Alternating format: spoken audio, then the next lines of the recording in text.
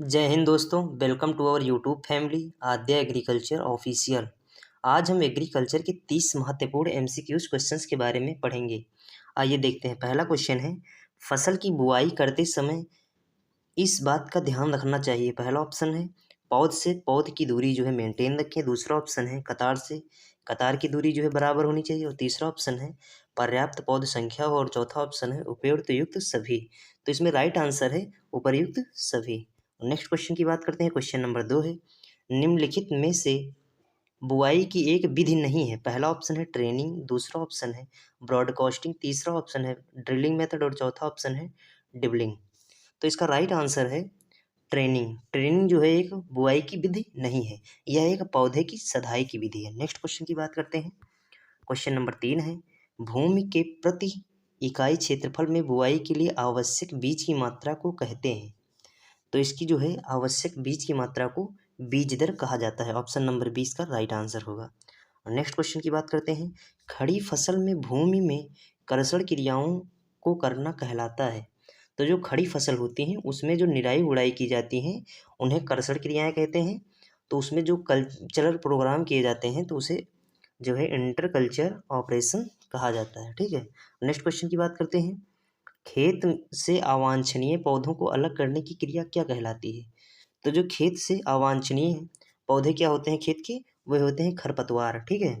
तो उनको अलग करने की क्रिया क्या कहलाती है। पहला ऑप्शन है चराई, दूसरा ऑप्शन है यहाँ निराई होना चाहिए, तीसरा ऑप्शन है कटाई और चौथा ऑप्शन है कर्षण क्रियाएं। तो इसका राइट आंसर होगा ऑप्शन नंबर बी यानी कि निराई। ठीक है। नेक्स्ट क्वेश्चन की बात करते हैं। क्वेश्चन नंबर 6 है, निम्नलिखित में से कौन सी फसल में मिट्टी चढ़ाना आवश्यक नहीं है। पहला ऑप्शन है गन्ना, दूसरा ऑप्शन है आलू, तीसरा ऑप्शन है मक्का और चौथा ऑप्शन है गेहूं। तो इसका राइट आंसर है गेहूं। गेहूं में जो है अर्थिंग क्रिया नहीं अपनाई जाती है। ठीक है, मिट्टी नहीं चढ़ाई जाती है। नेक्स्ट क्वेश्चन की बात करते हैं। क्वेश्चन नंबर 7 है, ज्यादा घने पौधों से बचने एवं उचित पौध संख्या बनाए रखने में निम्नलिखित में से कौन सी क्रिया की जाती है। पहला ऑप्शन है थिनिंग, दूसरा ऑप्शन है वीडिंग और तीसरा ऑप्शन है क्रॉपिंग और चौथा ऑप्शन है प्रूनिंग। तो इसका राइट आंसर है ऑप्शन नंबर ए यानी कि थिनिंग। अब वीडिंग क्या होता है, खेत से जो है खरपतवार को निकालने की क्रिया वीडिंग कहलाती है। ठीक है। और अगला है प्रॉपिंग, तो किसी भी जो है प्लांट को सहारा देना जो है प्रॉपिंग कहलाता है, जैसे गन्ने में किया जाता है और केले में भी किया जाता है। और प्रूनिंग क्या होता है, जो पौधे की कटाई छटाई की जाती है वह प्रूनिंग कहलाती है। ठीक है। नेक्स्ट क्वेश्चन की बात करते हैं, पौधे के उपयोगी भाग अथवा अंतिम आर्थिक उत्पाद के भाग की कटाई, तुड़ाई, बुनाई अथवा खुदाई को क्या कहा जाता है। ठीक है। तो इसमें पहला ऑप्शन है कटिंग, दूसरा ऑप्शन है हार्वेस्टिंग, तीसरा ऑप्शन है हलिंग और चौथा ऑप्शन है माइलिंग। तो इसका राइट आंसर है ऑप्शन नंबर बी यानी कि हार्वेस्टिंग। नेक्स्ट क्वेश्चन की बात करते हैं, फसल दानों से नमी की मात्रा को एक सुरक्षित सीमा तक कम करने की क्रिया क्या कहलाती है। तो इसका राइट आंसर है फसल के दानों से जो है नमी की मात्रा को कम करना या सीमा तक कम करना, तो यह ड्राइंग कहलाता है। ठीक है। ऑप्शन नंबर सी इसका राइट आंसर है। नेक्स्ट क्वेश्चन की बात करते हैं, गेहूं कौन से कुल फैमिली के अंतर्गत आता है। पहला ऑप्शन है लाइनेसी, दूसरा ऑप्शन है लेग्यूमिनेसी, तीसरा ऑप्शन है पोएसी और चौथा ऑप्शन है टिलिएसी। तो इसका राइट आंसर है पोएसी। इसी का पुराना नाम ग्रेमनी होता है। ठीक है, ग्रेमनी या पोएसी जो है इसका नया नाम है। ठीक। और गेहूं का जो है बोटेनिकल नेम क्या होता है, इसका बोटेनिकल नेम होता है ट्रिटिकम ट्रिटिकम एस्टिवम। यह ध्यान रखिएगा। ठीक है, अक्सर जो है बीएससी के एग्जामों में पूछ लिया जाता है। और इसमें क्रोमोसोम नंबर 2 यानी इक्वल टू 42 होते हैं और यह हेक्साप्लॉइड होता है, षष्ट गुणित यानी कि होता है। ठीक है। नेक्स्ट क्वेश्चन की बात करते हैं। क्वेश्चन नंबर 11 है, निम्नलिखित में से कौन सा लेग्यूमिनेसी कुल का पौधा है। पहला ऑप्शन है धान, दूसरा ऑप्शन है अरहर, तीसरा ऑप्शन है अलसी और चौथा ऑप्शन है मक्का। तो इसका राइट आंसर है ऑप्शन नंबर बी यानी कि अरहर। अब अरहर की बात करें तो अरहर का जो है बोटेनिकल नेम कैजनस कजान होता है। ठीक है, कैजनस कजान होता है। ठीक है। नेक्स्ट क्वेश्चन की बात करते हैं। क्वेश्चन नंबर 12 है, निम्नलिखित में से कौन सा एक अनाज वाली फसल है। पहला ऑप्शन है उड़द, दूसरा ऑप्शन है ज्वार, तीसरा ऑप्शन है कुसुम और चौथा ऑप्शन है आलू। तो इसका राइट आंसर है ज्वार। इसका जो है नेक्स्ट क्वेश्चन की बात करते हैं, गेहूं में कितना प्रतिशत प्रोटीन पाया जाता है। पहला ऑप्शन है 18%, दूसरा ऑप्शन है 21.2%, तीसरा ऑप्शन है 26% और चौथा ऑप्शन है 42%। तो गेहूँ में जो प्रोटीन मूंगफली में जो प्रोटीन परसेंट होता है वह 26% होता है, यानी कि 26% पाया जाता है। ऑप्शन नंबर सी इसका राइट आंसर है। नेक्स्ट क्वेश्चन की बात करते हैं। क्वेश्चन नंबर 14 है, चारे वाली फसलों की रानी कहलाती है। पहला ऑप्शन है नेपियर घास, दूसरा ऑप्शन है बरसीम, तीसरा ऑप्शन है लूसर्न और चौथा ऑप्शन है ज्वार। तो इसका राइट आंसर है लूसर्न। नेक्स्ट क्वेश्चन की बात करते हैं। क्वेश्चन नंबर 15 है, धान की डेपोग नर्सरी विधि से कितने दिन में रुपाई के लिए पौधा तैयार हो जाता है? तो इसका राइट आंसर है 11 से 14 दिन में। ठीक। नेक्स्ट क्वेश्चन की बात करते हैं। धान की फसल में टुंगरो वायरस निम्नलिखित में से कौन सा कीट फैलाता है? तो धान में जो टुंगरो वायरस होता है वह पहला ऑप्शन है इसमें गंधी बग, दूसरा ऑप्शन है ग्रीन लीफ हॉपर, तीसरा ऑप्शन है तना छेदक और चौथा ऑप्शन है मक्खी। तो इसका राइट आंसर है ऑप्शन नंबर बी, यानी कि ग्रीन लीफ हॉपर।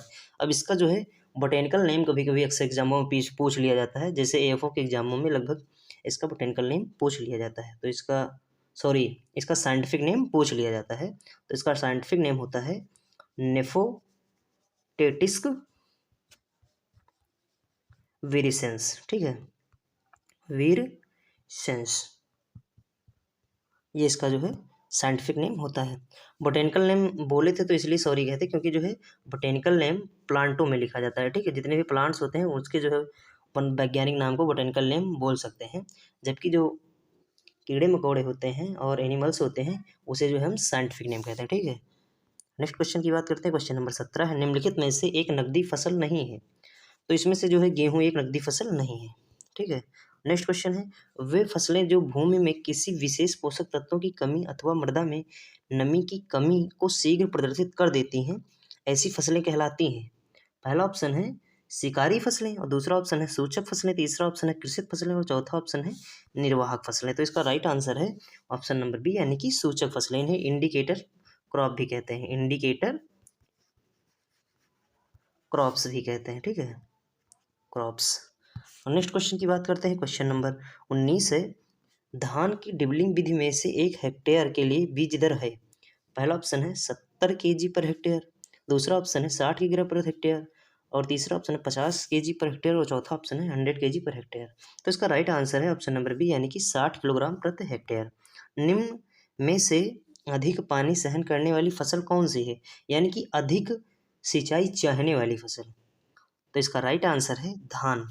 धान को जो है, जबकि यह पानी को यूज कम करती है, लेकिन इसे जो है 5 सेंटीमीटर रोपाई के बाद फ्लावरिंग तक जो है इसके 5 सेंटीमीटर पानी इसके खेत में होना चाहिए। ठीक है, तो इसीलिए इसे जो है अधिक सिंचाई चाहने वाली फसल कहते हैं। ठीक है। नेक्स्ट क्वेश्चन की बात करते हैं।